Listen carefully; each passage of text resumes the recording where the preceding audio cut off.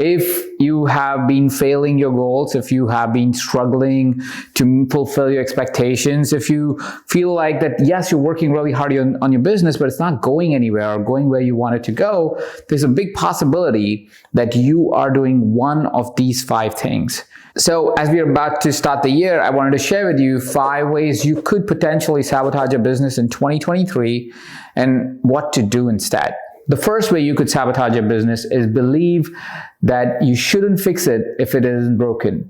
It's a very popular belief. It's a very popular statement which is often said to entrepreneurs, it's often said to even in our lives, to say, don't fix it if it's not broken. And it couldn't be further from the truth for an entrepreneur, for somebody who's starting or growing their business. There was a client of mine once that I was working with. This is an Australian client, and this was early on in my coaching career where I was coaching only a few clients. I was barely getting them. And so I was coaching this Australian client, and I would do the routine, what I would always do. Go on my coaching calls week after week, every week. It was a year-long contract that we had. And I would just do the job that we signed up for, right? Just go and coach, go and coach, go and coach. And it was going normal. And when it came time to renew the contract, when it came time to me actually speaking about, hey, how was our year experience and how was our experience together, that is when I learned how terrible the experience had been for this particular client. They really didn't appreciate just the coaching session. They didn't appreciate that there was no growth that was happening for the business. But from my perspective, nothing was broken. They were showing up for their coaching calls. I was doing my coaching, and I was assuming that they were taking action towards that coaching, and hence they were showing up for the next one and the next one and the next one. And that's what can happen if you believe not to fix just because it's not broken. The philosophy that you want to use in business is if it's not growing, it's dying. Your coaching relationships must be growing. Your business must be growing. Your conversation quality must be growing. You must be growing. Any variable that you consider as a growth determinant and a success determinant for you must be growing. Because if it is not growing, it's actually dying. The second way you could potentially sabotage your business is to believe that business is about strategy.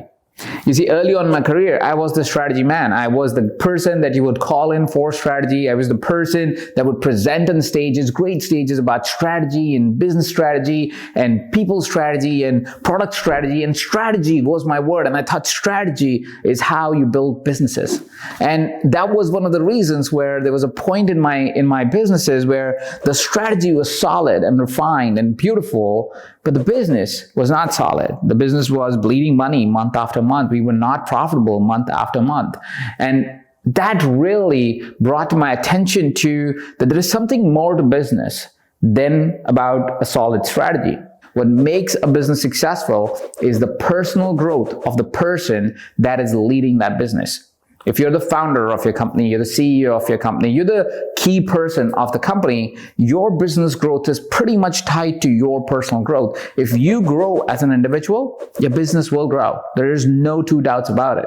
We may think a lot of the times that because we don't have the right strategies why we're not growing, but more often than not, it has very much to do with your growth, with your ability to transform from a person to another person. So as you grow, your business also grows.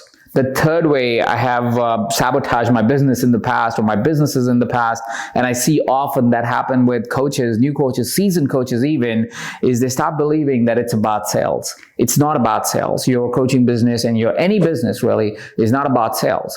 You see, sales is an outcome of great marketing and great service. In coaching, a lot of times we have this dance, oh, I need to have sales training, I need to position this offer, I need to get confidence. Listen, if you impact somebody's life and their life truly transforms and they can see how working with you will completely change their life and have the impact that they desire in their life and they are driven to it, and you have marketed yourself before that in a way where they trust you, they trust your product, they trust your services, sales is the easy part. Very recently, there was a product that I did, and it was purely out of service. I had no intentions of making any money out of it. But as I was training a group of individuals in my certified life coach program, I said, hey, listen, I really enjoy these conversations that we have on a week-to-week basis. I would love to continue that. And I don't know what's the best structure to do it, but here's something I will offer. How about every single month we talk 2 times a month where I will coach you, I will give you my best trainings, my newest trainings that I'm working on, my most advanced trainings that I'm working on, some of them even half tested, half not tested, and we communicate, and I'll give you a structure around accountability, I'll give you a structure around being able to build a community, and what do you think about that? What is the experience of that? Now, if you really think about it, this is no sales page. This is nothing. I had nothing. I had simply had a payment plan and a buy button for $5,000 because I said, we're going to work for a year. It's going to be $5,000, right? It's only going to be available to my certified students. Again, I don't know what this product is just yet.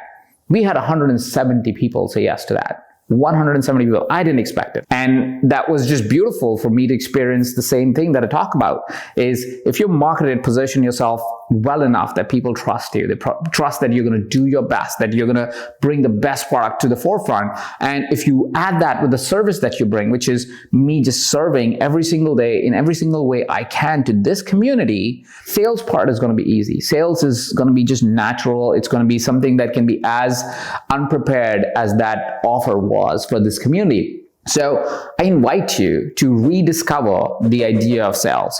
Don't think about sales as much as you think about your marketing and the service that you deliver, how you show up for people when they are communicating with you. And you will see that sales part of it automatically solves itself.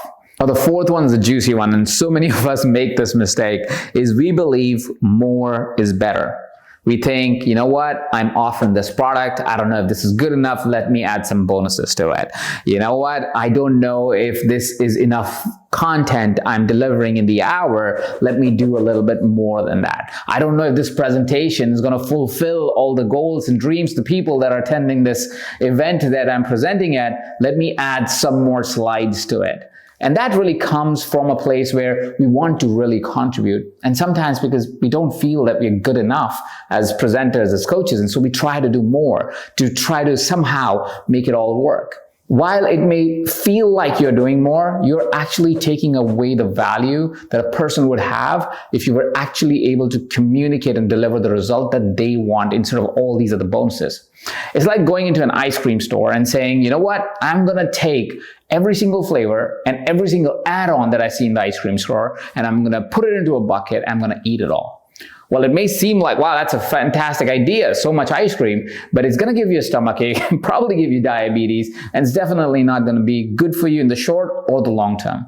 That is what really doing more does to your clients. It gives them so much more that they can't really cherish it. They can't really enjoy it. They can't really understand the value of the outcome. They can't even experience the outcome because there is so much more. Think about how can you create something that's simple, something that's easier to understand, easier to process, easier to bring to their life so they can experience the results that they really want to sign up for, not the whole gamut of 2,000 items that you would offer them otherwise on top of the result that they actually want. And the last thing that could potentially sabotage your business this year is believing everything is urgent. Now, everything is urgent is considered a really valuable trait for entrepreneurs, and to some degree it helps. To some degree it is helpful because when you are operating from the sense of urgency, your team also operates from a sense of urgency. They also want to get everything done as quickly, as beautifully, as powerfully as possible, which may sound like a great idea. And at the same point in time, if you are a single or a 2 or 3 person company, what happens is when you are treating everything as urgent, you are getting more and more frustrated when that urgency cannot be met. Because that urgency often creates a sense of expectation, and every single time you fail to fulfill that expectation, you get more and more frustrated, you lose more and more confidence. So don't make everything urgent, especially things that don't need to be urgent. There's certain things that, yes, may require that sense of urgency, but there will be a lot more things in your business that actually require consistency. It does not need urgency. It actually needs you to be doing that thing for an extended period of time for it to really reap the results that it's designed to reap. Now, these are 5 things that you don't want to do in 2023. You may wonder, what should I do? And so for that, I have the next video for you. Go ahead, check out the next video. It will give you strategies that you can use to grow your business in the coming year.